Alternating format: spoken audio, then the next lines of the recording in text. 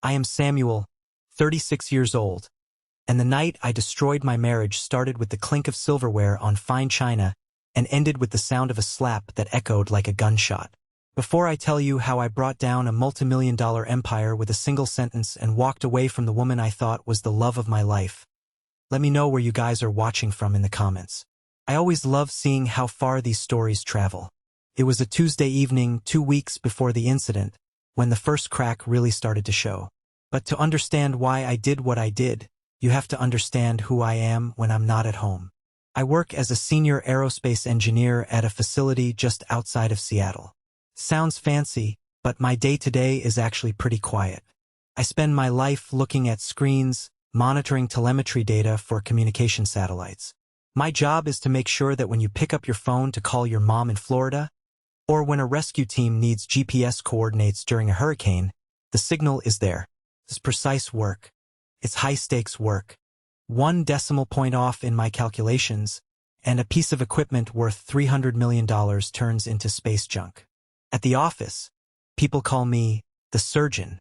My boss, Dr. Eris, a man who has been sending metal into orbit since the Apollo days, shakes my hand with a grip that means something. When I speak in meetings, the room goes quiet. People take notes. I am respected. I am competent. I am a man who solves problems that most people don't even know exist. But the moment I clock out and drive my 5-year-old sedan back to the suburbs, I stop being the surgeon. I become Jessica's husband. Or, in the eyes of my in-laws, the one with the boring job. That Tuesday, I came home feeling good.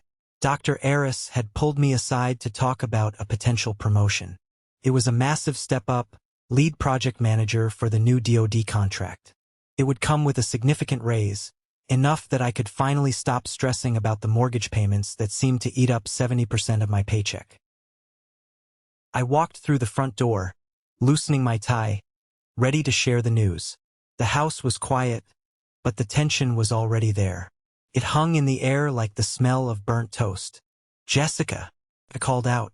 She was in the kitchen, furiously scrubbing a wine glass. Jessica is beautiful, the kind of beautiful that made me stutter the first time we met in college. But over the last 6 years, her beauty had taken on a sharp, brittle edge. She looked up, and there was no smile.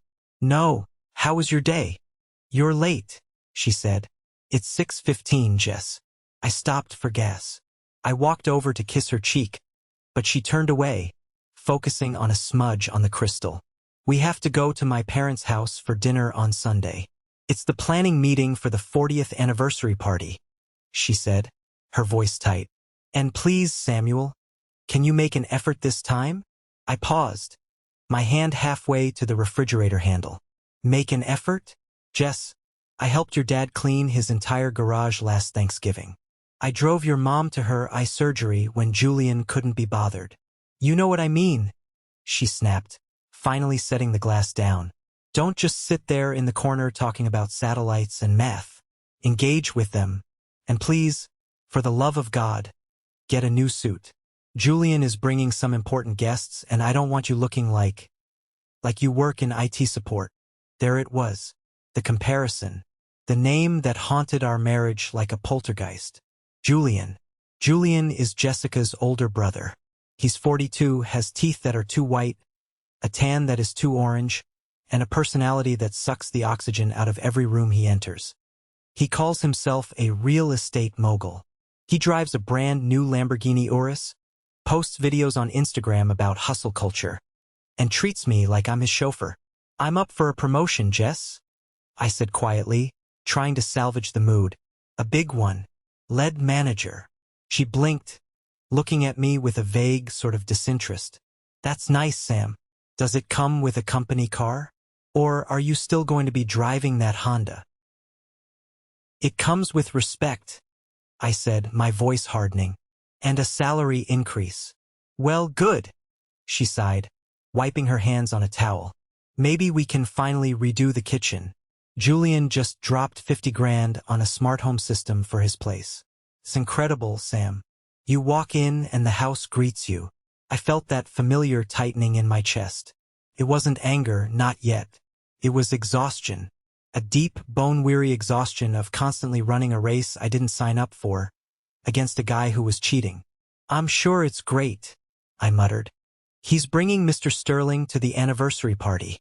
Jessica dropped the bomb casually. I froze. "Sterling? As in Charles Sterling? The billionaire investor?" "Yes," Jessica beamed, her eyes finally lighting up. "Julian convinced him to invest in the new waterfront development. It's huge, Sam. Daddy is so proud. That's why everything has to be perfect. So please, just try to be impressive. Or if you can't be impressive, just be invisible. If you can't be impressive, be invisible." That sentence rattled around in my skull for the next 2 weeks. It was the motto of my marriage. I paid the bills. I fixed the leaky faucets. I handled the lawyer when we had that property line dispute with the neighbor. I did the taxes. I was the foundation.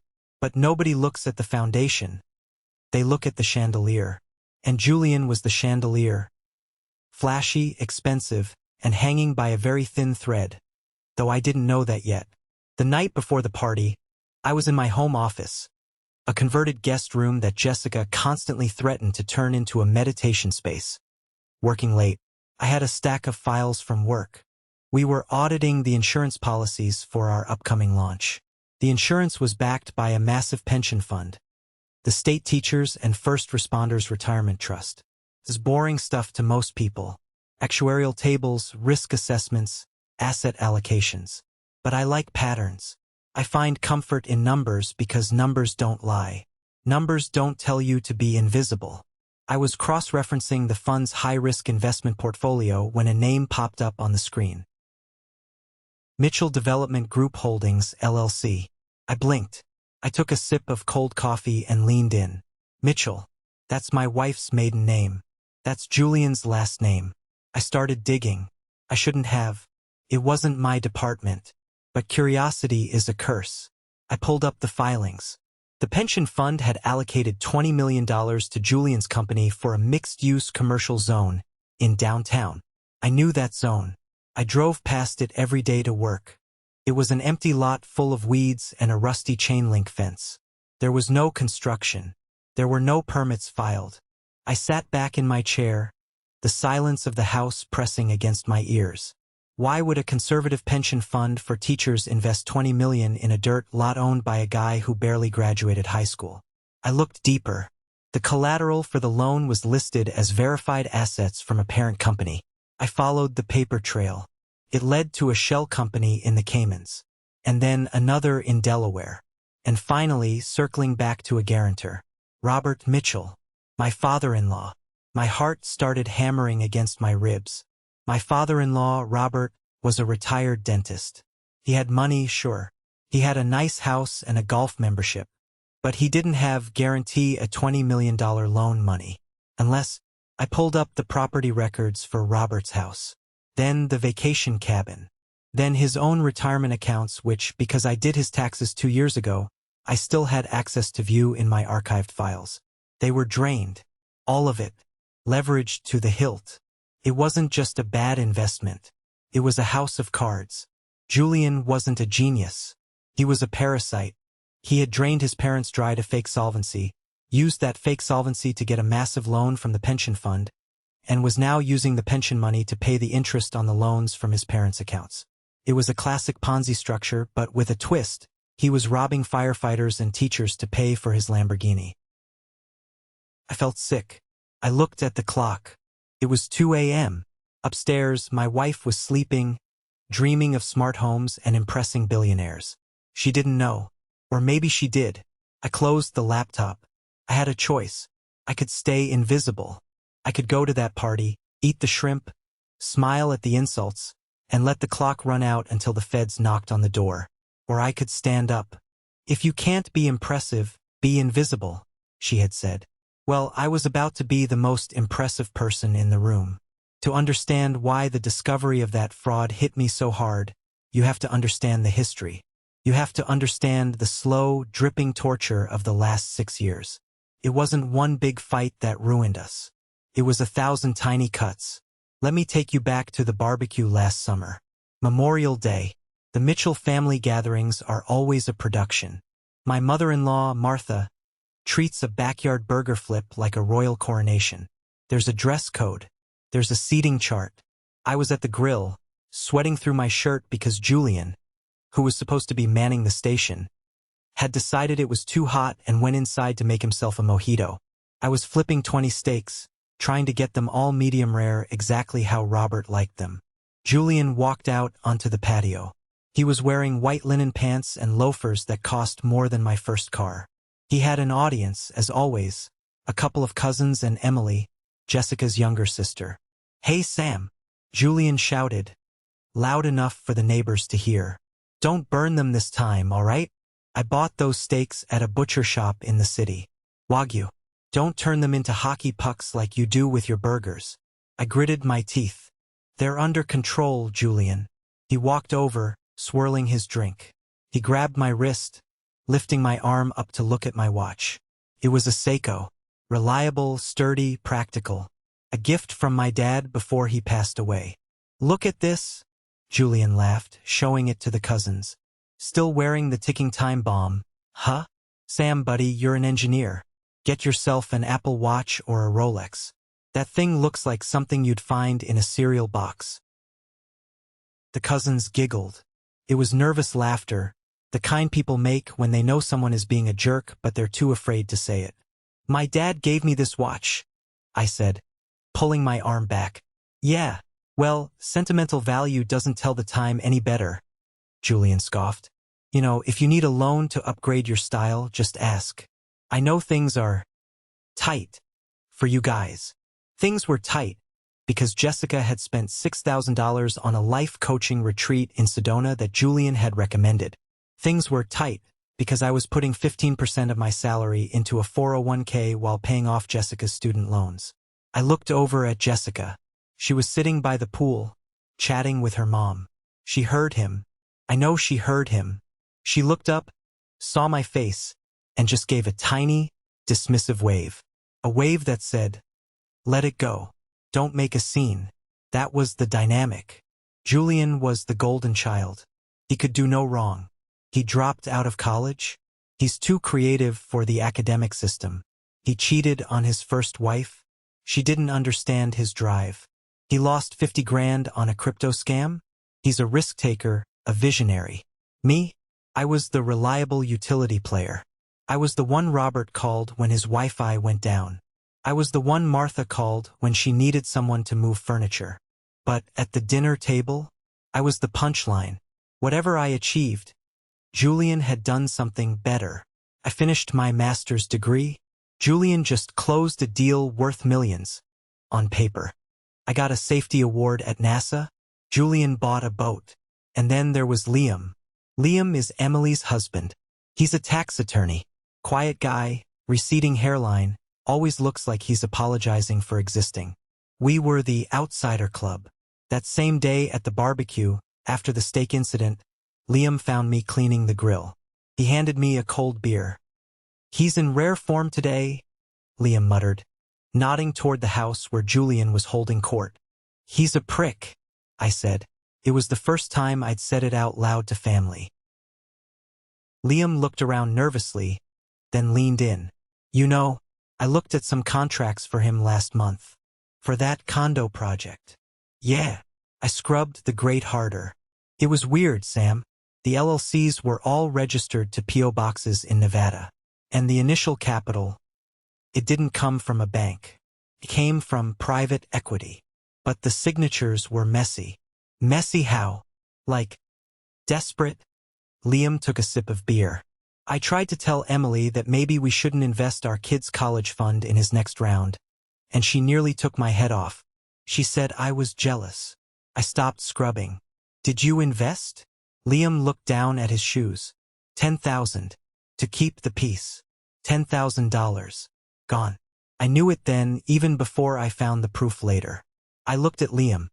A good man, a father, being bullied into throwing his children's future into a furnace just to avoid an argument.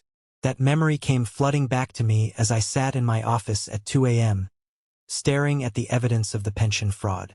It wasn't just about Julian being annoying anymore. It wasn't just about him insulting my watch. He was stealing. He was stealing from Liam. He was stealing from Robert and Martha, though they were too blind to see it. And he was stealing from the public. I closed my eyes and thought about my own finances. The arguments over money were constant. Jessica didn't understand why we couldn't just manifest abundance. She didn't understand that wealth comes from work or compounding interest or building something real.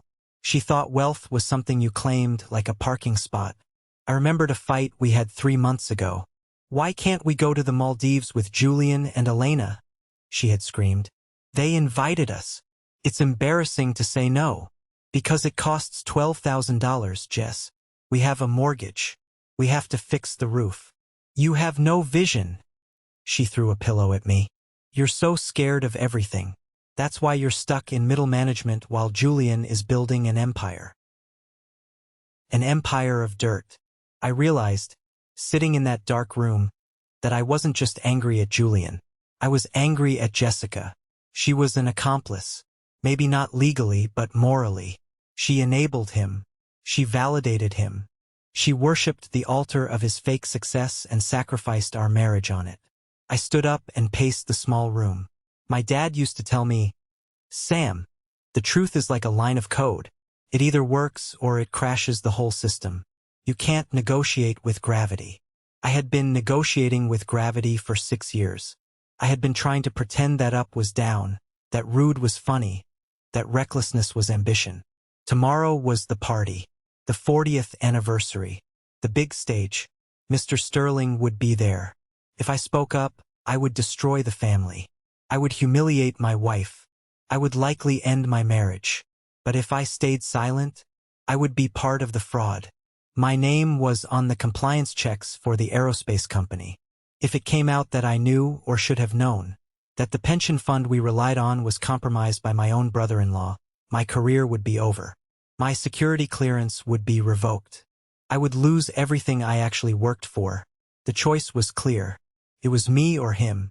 I went to the closet and pulled out my suit. The IT support suit. I brushed it off. It was clean. It was sharp. It fit me perfectly. I didn't need a new suit. I needed a new life. The morning of the party, the air in our house was brittle enough to snap. Jessica was in a frenzy of preparation, acting as if we were about to meet the Queen of England, not her parents who lived 20 minutes away. "Did you get the haircut?" she asked without looking at me, aggressively fluffing throw pillows that we were leaving behind anyway. "Yes, Jess. I got a trim. And the gift? You remembered the vintage wine. It's in the car." She finally turned to me, scanning me up and down like a drill sergeant inspecting a recruit who was known to be a screw-up. She frowned at my suit, the same charcoal gray one she hated. "I thought I asked you to buy something new," she said, her voice dropping an octave. "Dangerous." "I didn't have time," I lied. "Work was crazy.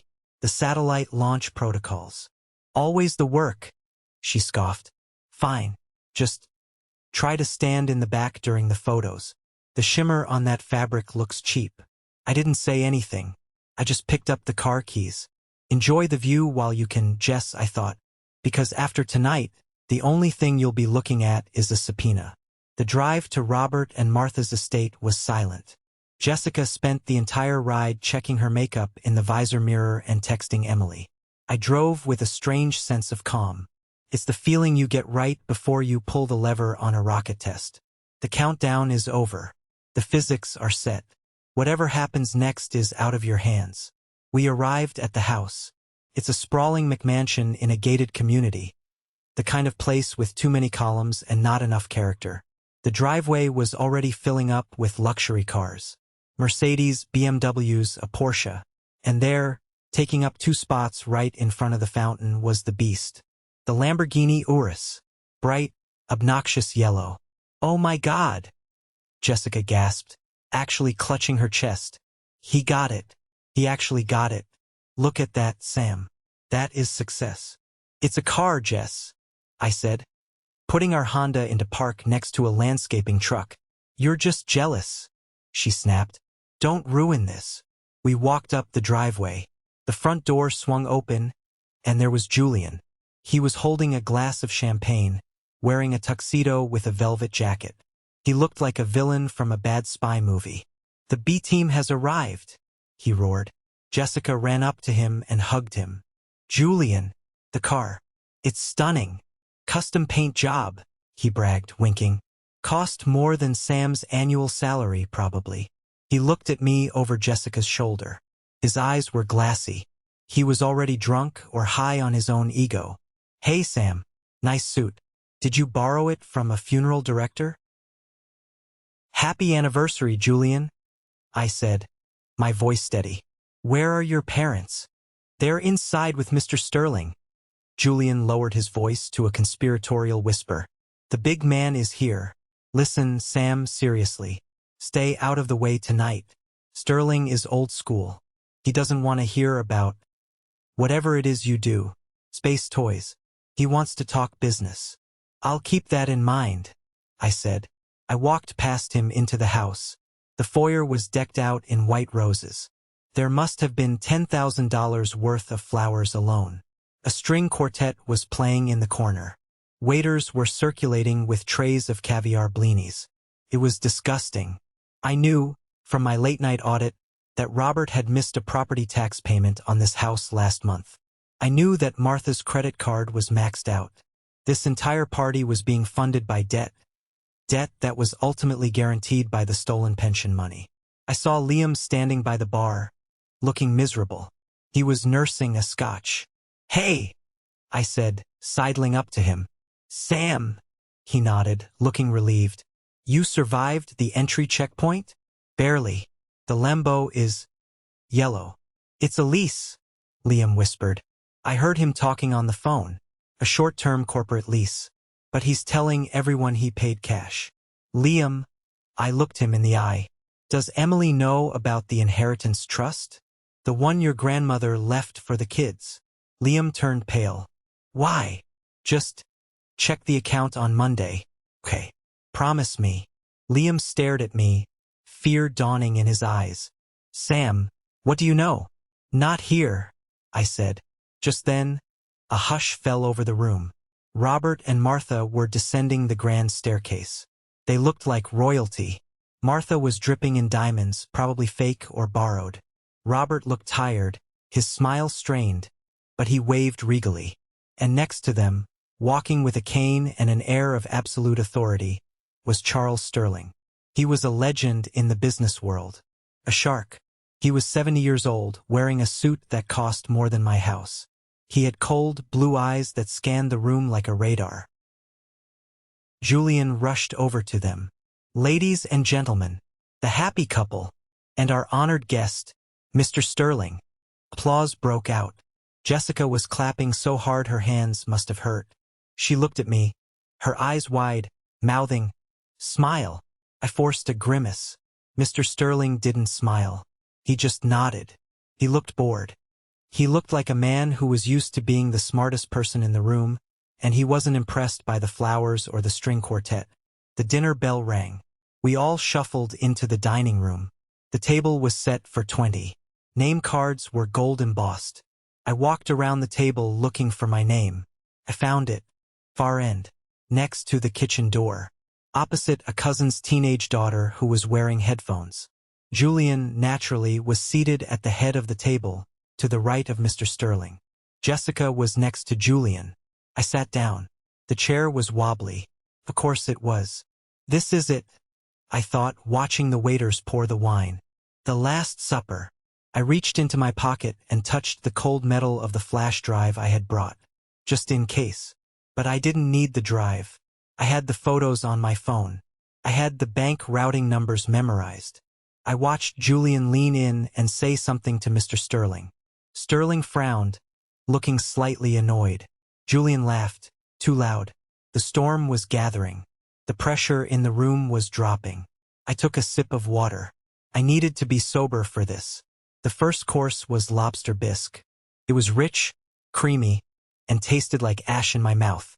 The conversation at the power end of the table was dominating the room. Julian was holding court, his voice booming. "You see, Charles," Julian said, dropping the first name as if they were old golf buddies. The key to this development isn't just the location. It's the synergy. We're bringing in tech companies. We're bringing in high-end retail. It's going to be the Silicon Valley of the suburbs. Mr. Sterling took a slow spoonful of soup. And the capital structure? You mentioned you secured the bridge loan. Done deal. Julian waved his hand dismissively. Fully funded. My partners are silent, but very deep-pocketed. We're oversubscribed, actually. I had to turn people away. I choked on my water. Oversubscribed. He was looting a pension fund. Sam, you okay down there? Julian called out. Soup too spicy for you? I know you like things bland. The table chuckled. Jessica didn't look at me. She was staring at Julian with adoration. I'm fine, Julian, I said, wiping my mouth. Just thinking about synergy. Don't hurt your brain, Julian smirked. So, as I was saying, Charles. The dinner dragged on. The filet mignon arrived. The wine flowed. Julian got louder and redder. He started roasting people. It was his favorite pastime. He made a joke about Cousin Sarah's weight. He made a joke about Liam's receding hairline. And then, inevitably, he turned his sights on me. You know, everyone... Julian stood up, tapping his glass with a fork. I want to propose a toast. To Mom and Dad. 40 years. That's an achievement. Here, everyone murmured. And, Julian continued, his eyes locking onto me, I want to give a special shout-out to my sister Jessica, for sticking it out. You know, they say marriage is hard. But it's especially hard when you're the one carrying the dead weight. The room went deadly silent. This wasn't a joke. This was an execution. Julian, Robert said softly, sit down. No, Dad. I'm serious. Julian slurred slightly. I mean, look at Sam. He's a nice guy. He's serviceable. But come on. Jessica Mitchell deserves a king, not a serf. I tried to tell her 6 years ago. I said, Jess, this guy is a Honda Civic. You need a Ferrari. But she wouldn't listen. He laughed. Cruel, wet sound. And look where we are. Sam is still pushing papers at that government job. Still driving that junker. While I'm about to change the skyline of the city. Jess, seriously. It's never too late to upgrade. I've got a friend, a developer from Miami, coming into town next week. Single. Rich. Just saying. My blood ran cold. He was suggesting, openly, in front of our entire family and a business investor, that my wife should leave me for his friend. I looked at Jessica. This was the moment. The payoff moment. The moment she would slam her hand on the table and defend her husband. The moment she would say, Shut up, Julian. Sam is 10 times the man you are. I waited. 1 second. 2 seconds. 3 seconds. Jessica looked down at her plate. She picked up her wine glass and took a long, shaky sip. She said nothing. She said nothing. That silence broke something inside me. It wasn't my heart. That had been cracked for a long time. It was my restraint. The chain that held the surgeon back snapped. I looked at Mr. Sterling. He was watching the scene with a look of distaste. He wasn't disgusted by me. He was disgusted by Julian's lack of class. But he didn't know the half of it. Julian, I said. My voice wasn't loud, but it cut through the silence like a laser. Oh, the Civic speaks. Julian mocked, cupping his ear. What's that, engine trouble? I think you should sit down, I said, pushing my chair back. Before you say something that sends you to federal prison. Excuse me? Julian dropped the smile. His face contorted into a mask of aggression. What did you say to me, you little worm? I said. I stood up slowly. I adjusted my cuffs. I felt incredibly calm.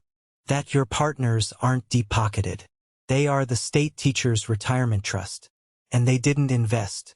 You forged the collateral documents using your father's drained retirement accounts to secure a fraudulent loan. The air left the room. It was as if I had opened the airlock on a spaceship. Sam! Jessica hissed, grabbing my arm. Sit down. You're drunk. I haven't had a drop, Jess. I shook her hand off. I walked toward the head of the table. Julian looked confused, then angry. You're crazy. Dad, call security. Get this lunatic out of here. I have the files, Julian, I said, stopping right next to Mr. Sterling. I didn't look at Julian. I looked at Sterling. Mr. Sterling, do you check your email on the weekends? Sterling looked at me, intrigued. I do. I just sent you a PDF, I said. It contains the routing numbers for the $20 million that was supposedly transferred to the Mitchell Development Group. If you look at page 4, you'll see the funds were immediately wired to Apex Holdings in the Caymans, and then funneled back to pay off the personal debts of Julian Mitchell, including the lease on the yellow Lamborghini outside. Sterling pulled out his phone. The room was frozen. Julian lunged. Don't look at that. He's lying. He's a jealous, low-level engineer who doesn't know how business works. Sterling held up a hand. One hand, and Julian stopped dead. Sterling scrolled. His eyes narrowed. He swiped. He zoomed in. Then he slowly placed the phone on the table. He looked at Julian. The look was terrifying. It wasn't anger. It was the look a butcher gives a piece of meat. Julian, Sterling said, his voice ice cold. Is this your signature on the transfer authorization?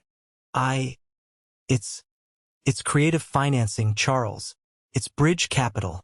I was going to pay it back once the pre-sales came in. Julian was sweating now. Rivers of it. You used my name, Sterling said quietly. You told the pension fund I was a co-guarantor. That's how you got the rate. That is wire fraud, Sterling said. That is identity theft. And that is stealing from my reputation. Julian turned to his father. Dad, tell him we're good for it. Robert looked gray. He was clutching his chest. Julian, you said the accounts were safe. You said it was just a liquidity proof. You signed the papers, Dad. Julian screamed. You signed them. Pandemonium. Robert slumped in his chair. Martha started screaming. Elena, Julian's wife, stood up and threw her wine glass at him. It shattered against the wall. And then Jessica stood up. I turned to her. I expected shock. I expected horror. I expected her to run to me. Instead, her face was twisted in pure, unadulterated hatred. You bastard! She screamed at me. I blinked. What? You ruined it! She shrieked, pointing a shaking finger at my face. You ruined the party. You ruined the deal. How could you do this to my family? Jess, I said, stunned. He's a criminal. He was stealing. He was fixing it, she yelled. He had a plan. You're just jealous because he's successful and you're nothing. You're nothing but a boring, miserable little man. She took a breath, her chest heaving. And then she delivered the ultimatum. Say sorry to my brother, right now. Apologize to Julian for making up these lies. Or leave my house. Get out. The room went silent again, waiting for my answer. I looked at Julian, who was trembling, wiping sweat off his forehead. I looked at Sterling, who was watching me with a newfound respect. I looked at Jessica, the woman I had promised to love and cherish. I realized then that she didn't love me. She loved the stability I provided, but she hated the person who provided it. She wanted the criminal's lifestyle with the engineer's safety net. I walked over to Julian. I leaned in close. I'm not sorry, I whispered, loud enough for everyone to hear. But you will be, because I forwarded that email to the FBI Cybercrimes Division 10 minutes ago. That was the sentence. The one that destroyed 3 marriages. Julian's knees gave out. He literally collapsed into his chair. I turned to Jessica. And for the record, I said, my voice calm, it's our house. I pay the mortgage. But you can keep it. You're going to need the asset to pay for your brother's legal defense. I took my napkin, folded it neatly, and placed it on the table. Happy anniversary, I said to Robert and Martha, and I walked out. Walking out of that house was the hardest and easiest thing I have ever done. My legs felt like lead, but my chest felt lighter than it had in a decade. I could hear the screaming starting up again as I closed the heavy oak front door. Jessica's voice, shrill and panicked. Martha's wailing. And the deep, booming shout of Mr. Sterling on his phone, presumably calling his team of sharks to rip Julian apart before the feds got there. I got into my Honda. I started the engine. I didn't look back. I drove straight to a motel on the interstate. Not a hotel. A motel. I needed to be somewhere anonymous. I needed to be somewhere where nobody knew Jessica's husband. I sat on the lumpy bed, staring at the wall. My phone was vibrating off the hook. Jessica. Jessica. Jessica. Robert. Jessica. Unknown number. Probably Julian. I turned it off. I didn't sleep. I just sat there replaying the scene. The look on Julian's face when I mentioned the FBI. The look on Jessica's face when she chose the criminal over the truth. The next morning, I turned my phone on. 74 missed calls. And one voicemail from Liam. Played it. Sam. It's a war zone, man. The cops came. Sterling pressed charges immediately. They took Julian away in cuffs at 11 p.m. Robert is in the hospital, minor heart attack, stress-induced. And Jessica? Look, she's telling everyone you hacked Julian's accounts and planted evidence. She's spinning out, Sam. Get a lawyer. A shark. I'm texting you a number. Call him. Now. I called the number. Lawyer. A guy named Davis. I met him an hour later at a diner. Davis was a short, bald man who looked like a pit bull in a suit. I told him everything. I showed him the files. I showed him the financial records of my contributions to the marriage versus Jessica's spending. Okay, Davis said, stirring his coffee. Here's the good news. You're the whistleblower. You're the hero in the eyes of the law. The bad news? Your wife is going to try to burn you down. We need to file for divorce today, on grounds of irreconcilable differences, and let's throw in financial infidelity on her part, given she was funneling marital assets into her brother's Ponzi scheme. She was. I asked, shocked. We'll find out, Davis winked. Discovery is a beautiful thing. The next few weeks were a blur of chaos. The story broke on the local news, then the national news. Local developer arrested in pension fund scheme. Prominent investor Charles Sterling victim of fraud. There was footage of Julian being led out of the police station. He wasn't wearing his tuxedo anymore. He was wearing an orange jumpsuit. He looked small. He looked terrified. The golden child had tarnished. And then the fallout hit the rest of the family. Elena, Julian's wife, filed for divorce 3 days after the arrest.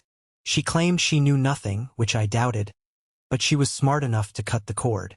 She took their kids and moved to Aspen. Liam and Emily were next. Liam, emboldened by my exit, finally stood up to Emily. He demanded to see the accounts.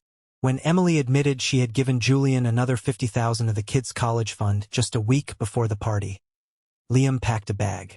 He moved into my motel room for a week before getting his own place. 3 marriages. Gone. But the battle with Jessica was the ugliest. She refused to leave our house. She changed the locks. She sent me emails accusing me of emotional abuse for humiliating her family. But then came the court date for the asset division. I walked into the room. Jessica was there with her lawyer, a family friend who looked out of his depth. She looked terrible. Dark circles under her eyes. She had lost weight. My lawyer Davis laid it all out. The spreadsheets, the receipts, the proof that I had paid 90% of the mortgage for 6 years. The proof that Jessica had secretly withdrawn $40,000 from our joint savings and wired it to Julian over the last 2 years. The judge, a stern woman with no patience for nonsense, looked at Jessica. Mrs. Mitchell-Exeter, the judge said, is this true? Did you transfer joint funds to a company now under federal indictment for fraud? I was investing, Jessica cried. It was a loan. He was going to pay us back double. It was theft, the judge said. You stole from your husband to fund a criminal enterprise. The gavel banged. I got the house. Or rather, I got the order to sell the house and keep 80% of the proceeds to recoup my losses. Jessica got her personal car and her credit card debt. She looked at me as we left the courtroom. "I hate you," she hissed. "You destroyed my family." "No, Jess," I said, feeling a strange sense of pity. "Your brother destroyed your family." I just turned on the lights. The months following the divorce were quiet. I moved into a sleek, modern apartment downtown. It was small, but it was mine. No throw pillows I wasn't allowed to touch. No passive-aggressive notes on the fridge. I went to work. Dr. Aris called me into his office the week after the news broke. I was terrified I was going to be fired for the drama. Instead, he shook my hand. "The board is impressed," he said. "You saved the pension fund millions, and you showed incredible integrity. That's the kind of man we want leading the defense contract." I got the promotion. My salary jumped to $185,000. Plus bonuses. I bought a new watch, an Omega, not because Julian told me to, but because I wanted to celebrate my own time. My time was mine now, but it wasn't all victory laps. I was lonely. You don't spend 8 years with someone and not feel the phantom limb when they're gone. I missed the idea of Jessica. I missed the future I thought we were building. I went to therapy. I realized that I had been a nice guy in the worst sense. I had allowed myself to be a doormat because I thought it would buy me love. I learned that boundaries aren't mean. They are necessary. One rainy Tuesday, 6 months after the party, I was at a bookstore. I was looking for a book on orbital mechanics. I reached for a title and another hand reached for it at the same time. I looked up. A woman with kind eyes and messy hair was smiling at me. "Sorry," she said. "I didn't think anyone else read this dry stuff." "I do," I smiled. "I'm Samuel." "I'm Audrey," she said. "I teach physics at the university." We got coffee. We talked for 3 hours. She didn't ask about my car. She didn't ask about my empire. She asked about the stars. She asked about the satellites. She listened. And when I told her about my job, her eyes didn't glaze over. They lit up. "That's heroic," she said. "Connecting people. That's beautiful."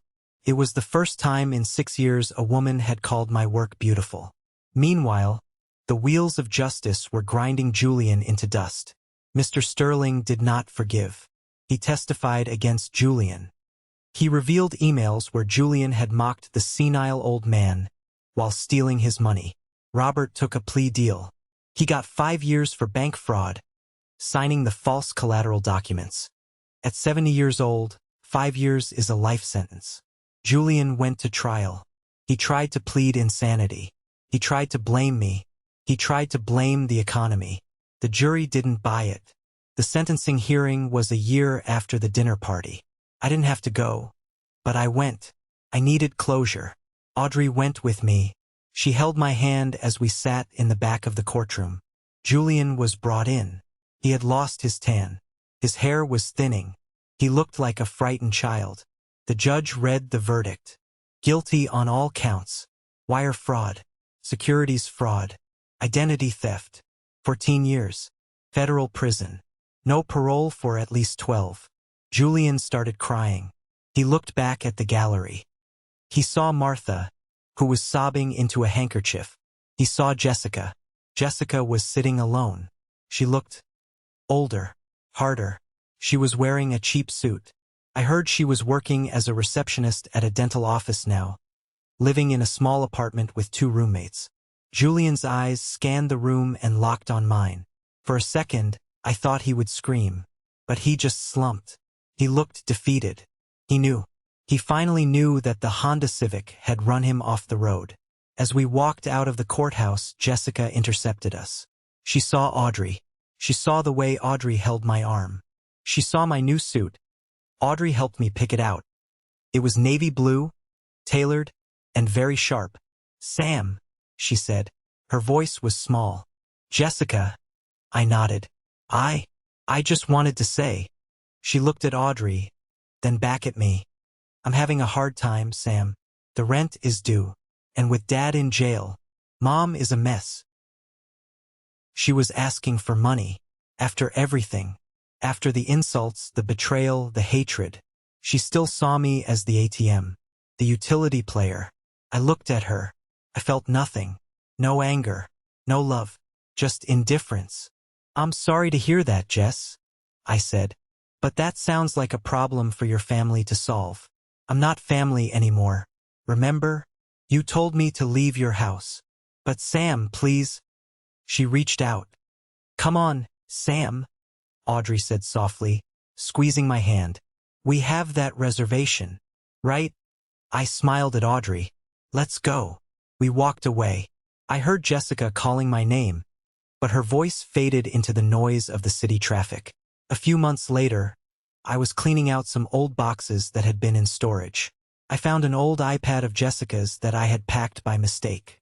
Curiosity got the better of me. I turned it on. I knew the passcode. I opened her messages. I scrolled back to the dates before the party. I found a text thread with Julian. "Julian, I need another transfer, Jess. The interest payment is due." Jessica, "I can't, Jules. Sam is starting to ask about the savings. He's suspicious." Julian, "Just do it. Once the Sterling deal closes, I'll give you back double. You can finally leave that loser and we'll buy you a condo in the city." Jessica, "Okay, sending it now. Just hurry up.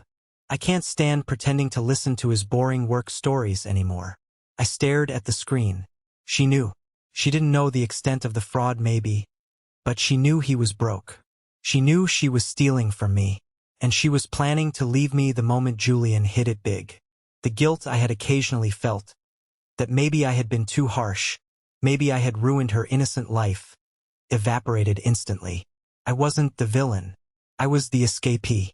3 years have passed since that night. I am married to Audrey now. We have a small house in the hills, not a mansion, but it has a telescope on the back deck. We spend our weekends looking at the planets. I was promoted again.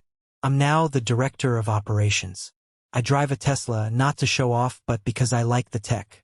Last week, we were at a nice Italian restaurant downtown. It was our anniversary. I looked across the room and saw a woman clearing tables. She looked familiar. It was Emily, Liam's ex-wife. She looked exhausted. And sitting at a corner table, eating a small bowl of pasta, were Martha and Jessica. They looked like ghosts. Martha was frail. Jessica looked bitter, her face etched with deep lines of unhappiness. They weren't talking to each other. They were just eating, staring into space. I watched them for a moment. I thought about going over. I thought about saying something. But then Audrey laughed at something I said. Her laugh was warm and genuine. "What are you looking at?" Audrey asked. "Nothing," I said, turning back to my beautiful wife. "Just shadows." I realized then that the best revenge isn't anger. It isn't even justice, though seeing Julian in prison was satisfying. The best revenge is a life well lived. The best revenge is finding someone who loves you for who you are, not what you can provide. I took a sip of my wine. Tasted like freedom. Thank you for being patient and walking this road with me. You guys are amazing. Please hit that like button and comment number 1 below so I know you made it to the end. It not only helps more people find this story, but it tells me that my experience meant something to you. Your support is the biggest motivation for me to keep sharing.